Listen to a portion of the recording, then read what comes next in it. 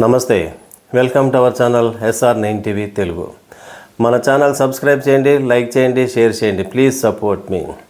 ఈరోజు జగన్మోహన్ రెడ్డి గారు వైఎస్ఆర్సీపీ పార్టీ అధ్యక్షులు, మాజీ ముఖ్యమంత్రి, ప్రస్తుత ప్రతిపక్ష నాయకులు జగన్మోహన్ రెడ్డి గారు తన పార్టీకి చెందిన కార్యకర్తలు, నాయకులు ప్రత్యర్థుల చేతిలో గాయపడి హాస్పిటల్లో ట్రీట్మెంట్ చేసుకుంటున్నటువంటి కార్యకర్తలను పరామర్శించడానికి, ధైర్యాన్ని నింపడానికి విజయవాడకు వచ్చారు. విజయవాడలోని సన్ రైజ్ హాస్పిటల్కి వచ్చారు. ఏం జరిగిందంటే అక్కడ కొంతమంది వీడియోలు వేశారు ఈరోజు. ఆ వీడియోలు చూస్తే భయం వేస్తుంది.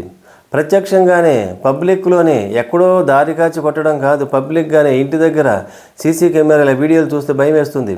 ఆ తెలుగుదేశం పార్టీ నాయకులంట, కార్యకర్తలు వైఎస్ఆర్సీపీ పార్టీ నాయకుల మీద, కార్యకర్తల మీద విచక్షణారహితంగా దాడి చేశారు. ఆ వీడియోలు చూస్తే కనిపిస్తుంది. ఆ దాడి చేసినప్పుడు అతను చనిపోయాడని భావించి వదిలిపెట్టి వెళ్ళిపోయారు వాళ్ళు. కానీ కొన ఊపిరితో ఉన్నటువంటి వారిని తీసుకొచ్చి పార్టీ వాళ్ళ అభిమానులు, నాయకులు, కుటుంబ సభ్యులు తీసుకొచ్చి సన్ రైజ్ హాస్పిటల్లో అడ్మిట్ చేసి ట్రీట్మెంట్ చేస్తున్నారు. అదృష్టవశాత్తు వారు ముగ్గురు ప్రాణాలతో ఉన్నారు.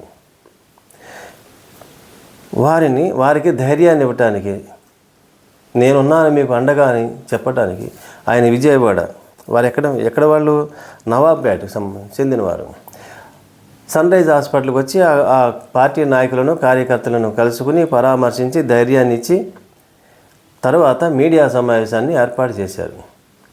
మీడియా సమావేశంలో ఆయన మాట్లాడుతూ తెలుగుదేశం పార్టీ అనేక హామీలను ఇచ్చింది.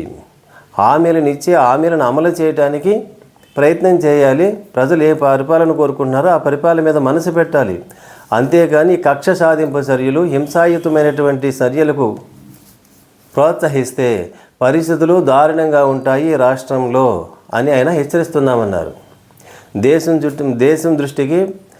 దేశంలోని ప్రధాన పార్టీల దృష్టికి ఈ విషయాలను మేము ఎప్పటికప్పుడు తీసుకెళ్తున్నాము. ఆంధ్రప్రదేశ్లో ఏం జరుగుతుందో అందరికీ వివరిస్తున్నాము.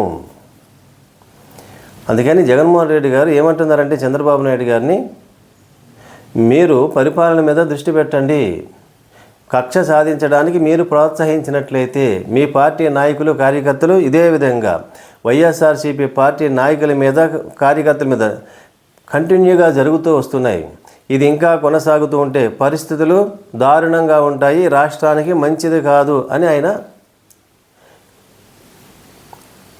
పత్రికాముఖంగా ప్రకటించారు. ప్రభుత్వాలు వస్తూ ఉంటాయి, పోతూ ఉంటాయి. ఆల్రెడీ కొన్ని నెలలైన తర్వాత ప్రభుత్వం మీద వ్యతిరేకత సహజంగా వస్తూ ఉంటుంది. కానీ మీరు అధికారంలోకి వచ్చిన రోజు నుంచే మీ మీద వ్యతిరేకత ప్రారంభమైంది.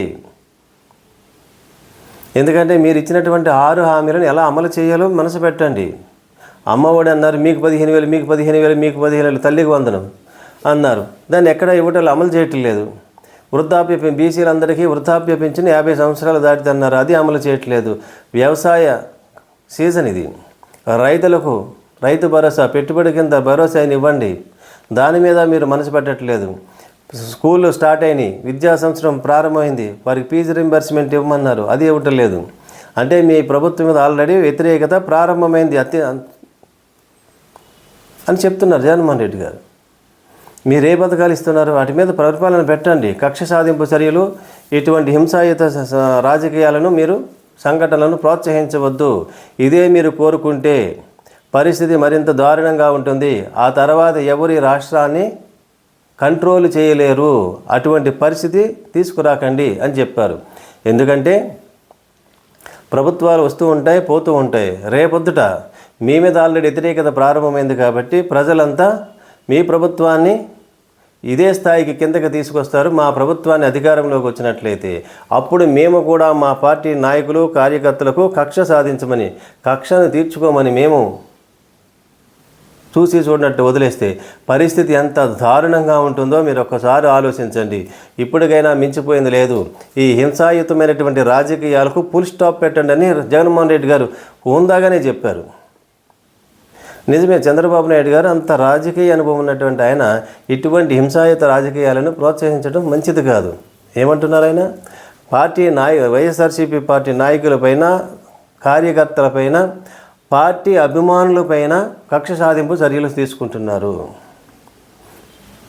అది మంచిది కాదన్నారు. ఆపండి. ఇప్పుడు నిజంగా చెప్పినట్టుగా జగన్మోహన్ రెడ్డి గారు అన్నారని కాదు, కానీ రాష్ట్రానికి మంచిది కాదు. యూరోప్ కంట్రీస్ కొని నార్వే దేశం అంట సోషల్ మీడియాలో వైరల్ అవుతుంది.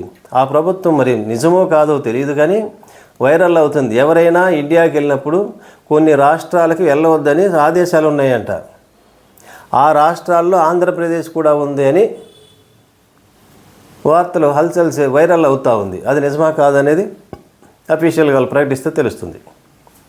అది నిజమైతే యూరోప్ కంట్రీస్ అన్నీ ఆంధ్రప్రదేశ్లో పెట్టుబడి పెట్టడానికి పెట్టుబడిదారులు ఎవరో రారు.